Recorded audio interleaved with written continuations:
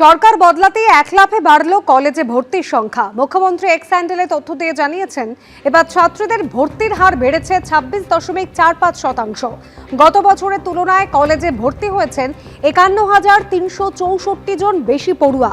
X হ্যান্ডেলে শুভেন্দু অধিকারী মুখ্যমন্ত্রী তিনি লিখেছেন, সেন্ট্রালাইজড অ্যাডমিশন পোর্টাল 2026-27-এর মাধ্যমে প্রথম পর্যায়ে বিভিন্ন কলেজে ভর্তি হওয়া পড়ুয়াদের অভিনন্দন।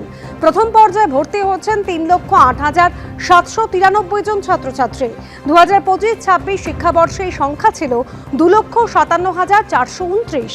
আগের শিক্ষাবর্ষের তুলনায় এবার ছাত্রদের ভর্তির হার 26.45% বৃদ্ধি পেয়েছে।